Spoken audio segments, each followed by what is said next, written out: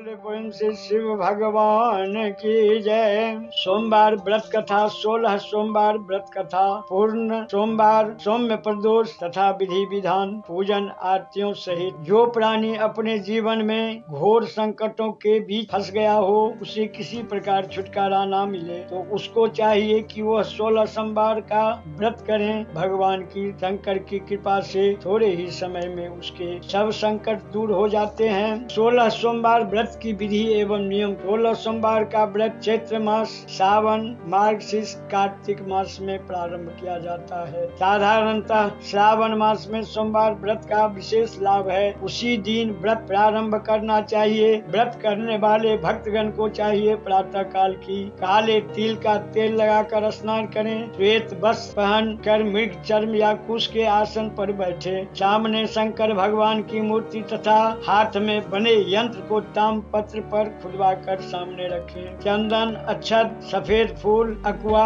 धूप, दीप, धतूरा, भांग तथा काली मिर्च आदि से पूजन करें। शिव जी का ध्यान करते हुए मंत्र पढ़कर समर्पण करें। कर्पूर गौरम करुणावतारम संसार सारम भुजगेन्द्रहारम सदा वसंतम हृदयारविंदे भवम भवानी सहितम नमामि। इसके बाद पाठ का प्रारंभ करें। पाठ के अंत में रुद्राक्ष की माला से ओम नमः शिवाय का 108 बार जाप करें। अंत में शंकर भगवान की आरती इस प्रकार शिव पूजा की पार्वती करनी चाहिए। अब उद्यापन विधि। 16 सोमवार का व्रत के बाद व्रत का उद्यापन करना चाहिए। उद्यापन करने से व्रत की पूर्णता हो। शक्ति और सामर्थ्य के अनुसार स्वर्ण, रजत, ताम्र की शिव पार्वती की मूर्ति बनावे और जल से भरा हुआ कलश स्थापित करें। चंदन, अक्षत, पुष्प, यज्ञोपवीत, धूप, दीप, नैवेद्य एवं विधि प्रकार के सामग्रियों से शिव पार्वती की पूजा करें। पूजन के पश्चात हवन करें। अंत में ब्राह्मणों को भोजन करावें और यथाशीघ्र दान दें तथा यह मंत्र पढ़ें। धन्वै जगदा माता नित्यं विष्णु पदे स्थिता सत्ता सत्यमया दत्ता प्रियतां मे सदा शिव। अब व्रत कथा। एक समय श्री महादेव जी पार्वती जी के साथ भ्रमण करते हुए मृत्यलोक अमरावती नगरी आए। वहाँ के राजा ने सुंदर शिव जी का मंदिर बनवाया। शंकर जी वही ठहरने लगे। एक दिन पार्वती जी शिव से बोले, नाथ आओ चार खेल। खेल प्रारंभ हुआ। उसी समय पुजारी जी पूजा करने आए। पार्वती ने पूछा पुजारी जी से, बताइए जीत किसकी होगी? वह बोले कि शंकर जी की। लेकिन अंत में जीत हुई पार्वती की। पार्वती ने मिथ्या भाषण के कारण पुजारी जी को कोढ़ी होने का श्राप दिया। पुजारी जी कोढ़ी हो गए। कुछ काल बाद एक अप्सराएं पूजन के लिए आई। पुजारी जी से कोढ़ी होने का कारण पूछा। पुजारी जी ने सब बात बता दी। अप्सराएं बोली कि पुजारी जी तुम 16 सोमवार व्रत का नियम करो, महादेव जी तुम्हारा कष्ट दूर करेंगे। पुजारी जी ने उत्साह से व्रत की विधि पूछी। अप्सरा बोले कि सोमवार को व्रत करें। संध्योपासन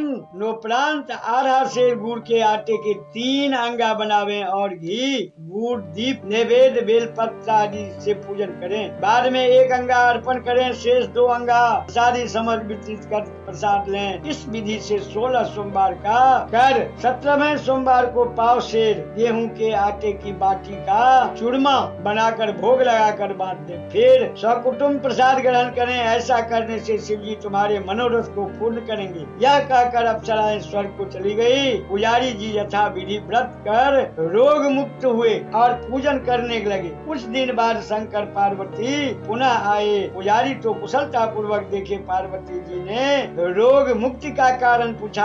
पुजारी जी के कथा अनुसार पार्वती ने व्रत किया। फलस्वरूप अप्रसन्न कार्तिकेय जी माता के आज्ञाकारी हुए। कार्तिकेय जी ने भी पार्वती से पूछा कि क्या कारण है कि मेरा मन आपके चरणों में लगा।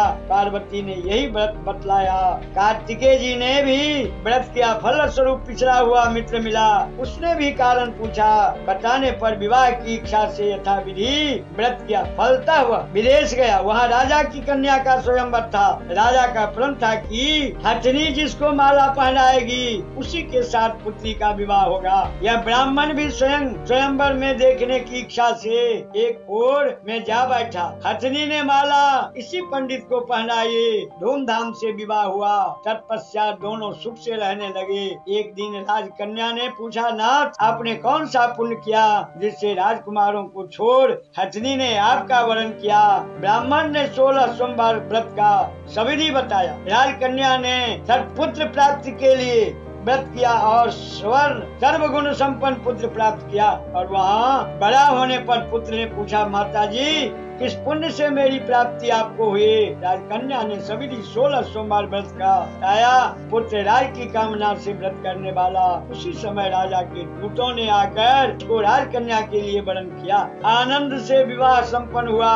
राजा के देवलोक होने पर ब्राह्मण कुमार को गद्दी मिली, फिर भी वह इस व्रत को करता रहा। एक दिन उसने अपनी पत्नी से पूछा, पूजन सामग्री शिवालय में ले चलने को कहा, परंतु उसने दासियों के द्वारा भेजवा दी। जब राजा ने पूजन समाप्त किया तो आकाशवाणी हुई कि इस पत्नी को निकाल दे, नहीं तो यह तेरा सत्यानाश कर देगी। अब प्रभु की आज्ञा मान उसने रानी को निकाल दिया।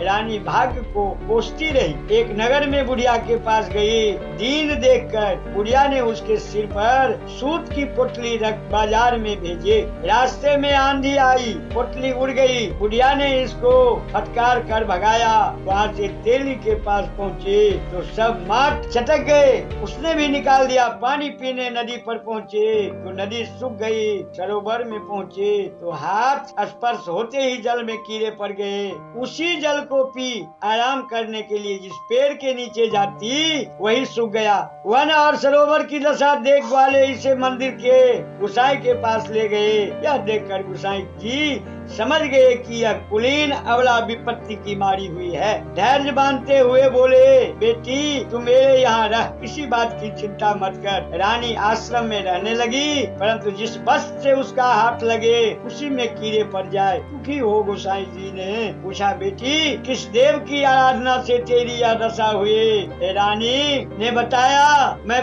पति की आज्ञा का उल्लंघन कर महादेव जी के पूजन को नहीं गई। गोसाई जी ने शिव जी से प्रार्थना की। गोसाई जी बोले, बेटी तुम 16 सोमवार का व्रत करो। रानी ने सविधि व्रत पूर्ण किया। व्रत के प्रभाव से राजा को रानी याद आई और दूतों को उसकी खोज करने के लिए भेजा। आश्रम में रानी को देख दूतों ने जाकर राजा को रानी का पता बताया। राजा ने जाकर गोसाई जी से कहा, महाराज यह मेरी पत्नी है। शिव जी के रुष्ट होने से मैंने इसका परित्याग किया। अब शिव जी की कृपा से इसे लेने आए हूँ, कृपया इसे जाने की आज्ञा दें। गोसाई जी ने आज्ञा दे दी। राजा रानी नगर में आए। नगर वासियों ने नगर सजाया, बाजे बजने लगे, मंगलोच्चार हुआ। शिव जी की कृपा से प्रति वर्ष 16 सोमवार व्रत को कर रानी के साथ आनंद के साथ रहने लगे। अंत में शिवलोक को प्राप्त हुए। इसी प्रकार जो मनुष्य भक्ति सहित और विधि पूर्वक 16 सोमवार व्रत को करता है और कथा सुनता है, उसकी सब मनोकामनाएं पूर्ण होती है। अंत में शिवलोक को प्राप्त होती है। एक साहूकार बड़ी ही धनवान था। उसको धन आदि में किसी प्रकार की कोई कमी नहीं थी, परंतु पुत्र न होने के कारण वह अत्यंत दुखी था। वह इसी चिंता में रात दिन रहता और पूजन किया करता था। सायंकाल को शिव जी के मंदिर में जाकर दीपक जलाया करता था। उसके इस भक्ति भाव को देखकर एक समय श्री पार्वती जी ने शिव जी महाराज से कहा, ये महाराज यह साहूकार आपका अत्यंत भक्त है और सदैव आपका व्रत और पूजन बड़ी श्रद्धा से करता है, तो इसकी मनोकामना पूर्ण करनी चाहिए। शिव जी ने कहा, हे पार्वती जी यह संसार कर्म क्षेत्र है। जैसे किसान खेत में जैसा बीज बोता है वैसा ही फल काटता है, उसी तरह इस संसार में जो जैसा कर्म करते हैं वैसा ही फल भोगते हैं। पार्वती जी ने अत्यंत आग्रह से कहा कि महाराज जब यह आपका ऐसा भक्त है और यदि इसको किसी प्रकार का कोई दुख है तो उसको अवश्य दूर करना चाहिए, क्योंकि आप तो सदैव अपने भक्तों पर दया करते हैं, उनके दुखों को दूर करते हैं। यदि आप ऐसा नहीं करेंगे तो मनुष्य क्यों आपकी सेवा व्रत पूजन करेंगे? पार्वती जी का ऐसा आग्रह देख शिव जी महाराज प्रसन्न हो कहने लगे कि हे पार्वती इसके पुत्र नहीं है, इसी पुत्र चिंता से यह अति दुखी रहता है। इसके भाग्य में पुत्र न होने पर भी मैं इसको पुत्र की प्राप्ति का वर देता हूँ, परंतु वह केवल 12 वर्ष तक ही जीवित रहेगा। इसके पश्चात वह मृत्यु को प्राप्त होगा। इससे अधिक मैं और कुछ नहीं इसके लिए कर सकता। यह सब बात साहूकार सुन रहा था। इससे उसको न कुछ प्रसन्नता हुई और न दुख हुआ। वह पूर्ववत वैसे ही शिवजी महाराज का सोमवार का व्रत और पूजन करता रहा। कुछ काल व्यतीत और हुआ और साहूकार की स्त्री गर्भवती हुई और 10वें महीने उसके गर्भ से अति सुंदर पुत्र की प्राप्ति हुई। साहूकार के घर में बहुत खुशी मनाई गई, परंतु साहूकार ने उसकी केवल 12 वर्ष की आयु जानकर कोई अधिकता प्रकट नहीं की और न किसी को भेद बताया।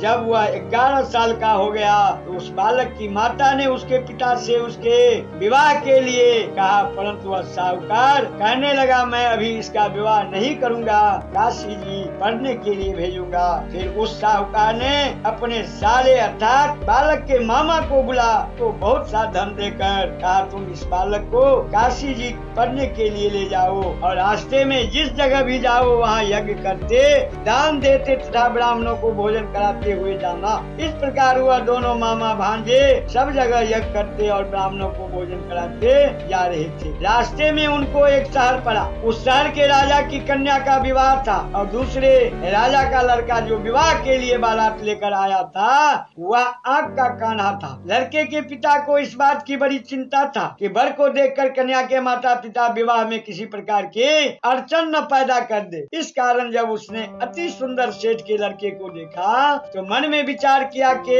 क्यों न दरवाजे के सामने समय पर इस लड़के से वर का काम लिया जाए। ऐसा विचार कर राजा ने उस लड़के को और उसके मामा से कहा तो वह राजी हो गए और साहूकार के लड़के को स्नान आदि करा, वर के कपड़े पहना तथा घोड़े पर चढ़ा दरवाजे पे ले गए और बड़ी शांति से सब कार्य हो गया। अब वर के पिता ने सोचा यदि विवाह कार्य भी इसी लड़के से करा दिया जाए तो क्या बुराई है। ऐसा विचार कर और उसके मामा ने से कहा भी यदि आप फेरों और कन्यादान का काम करा दें तो बड़ी कृपा होगी और हम इसके बदले में बहुत कुछ धन देंगे। उन्होंने स्वीकार कर लिया और विवाह कार्य बहुत अच्छी तरह से पूरा हो गया। परंतु इस समय लड़का जाने लगा तो राजकुमारी की चुनरी के पल्ले पर लिख दिया कि तेरा विवाह तो मेरे साथ हुआ, परंतु जिस राजकुमार के साथ तुमको भेजेंगे वह एक आंख का कान्हा है और मैं तो काशी जी पढ़ने जा रहा हूँ। उस राजकुमारी ने जब अपनी चुनरी पर ऐसा लिखा पाया तो उसने राजकुमार के साथ जाने से इनकार कर दिया और कहा कि यह मेरा पति नहीं है, मेरा विवाह इसके साथ नहीं हुआ, वह तो काशी जी पढ़ने गया है। कुमारी के माता पिता ने अपनी कन्या को विदा नहीं किया और बारात वापिस चली गई। उधर सेठ का लड़का और उसका मामा काशी पहुंच गए। वहां जाकर उन्होंने यज्ञ करना और लड़के ने पढ़ना शुरू कर दिया। जब लड़के की आयु 12 साल की हुई तो हो गई तब एक दिन उन्होंने यज्ञ रचा रखा था कि उस लड़के ने अपने मामा से कहा, मामा जी आज मेरी तबीयत कुछ ठीक नहीं है। मामा ने कहा कि अंदर जाकर सो जाओ। लड़का अंदर जाकर सो गया और थोड़ी देर में उसके प्राण निकल गए। जब मामा ने आकर देखा कि वह तो मुर्दा पड़ा है तो बड़ा दुख हुआ और उसने सोचा कि मैं अभी रोना पीटना मचा दूंगा तो यज्ञ का कार्य अधूरा रह जाएगा। अतः उसने जल्दी से यज्ञ का कार्य पूरा किया। समाप्त कर ब्राह्मणों के घर जाने के पश्चात रोना पीटना आरंभ किया।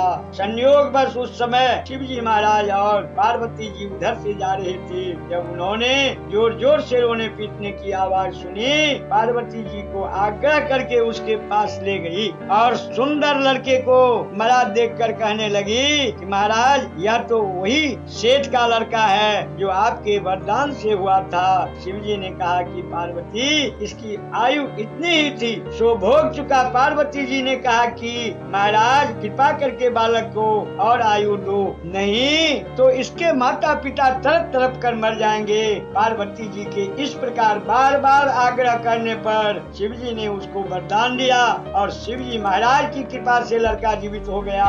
शिव पार्वती कैलाश चले गए। तब लड़का और उसका मामा इसी प्रकार यज्ञ करते हुए अपने घर की तरफ चल पड़े और उस रास्ते से उसी शहर में आए जहाँ पर लड़के का विवाह हुआ था। वहाँ आकर जब उन्होंने यज्ञ आरंभ कर दिया तो उस लड़के के ससुर ने उसको पहचान लिया और अपने महल में लाकर उसकी बड़ी खातिर की। साथ ही बहुत सा धन और दासियों सहित बड़े आदर और सत्कार के साथ अपनी लड़की और जमाई को विदा किया। जब वह अपने शहर के निकट आए तो उसके मामा ने कहा कि पहले मैं तुम्हारे घर जाकर खबर कराता हूँ। उस समय उसके माता पिता घर की छत पर बैठे हुए थे और उन्होंने यह प्रण कर रखा था कि यदि हमारा पुत्र सकुशल घर आया तो राजी खुशी नीचे आएंगे, नहीं तो छत से गिरकर अपने प्राण दे देंगे। इतने में उसके लड़के के मामा ने आकर यह सारा समाचार दिया कि आपका पुत्र आ गया, परंतु उनको विश्वास न आया। तब उसके मामा ने शपथ पूर्वक कहा कि आपका पुत्र अपनी स्त्री तथा बहुत सारा धन लेकर आया है। तो उस सेठ ने बड़े आनंद के साथ उनका स्वागत किया और वही बड़ी प्रसन्नता के साथ रहने लगा। इस प्रकार जो कोई भी सोमवार का व्रत धारण करता है अथवा इस कथा को पढ़ता या सुनता है, उसके दुख दूर होकर उसकी समस्त मनोकामनाएं पूर्ण होती हैं। इस लोक में नाना प्रकार के सुख भोग कर अंत में सदाशिव के लोक की प्राप्ति होती है। शिव आए जसोदा के द्वार, माता मोहे दर्शन करा सोया है।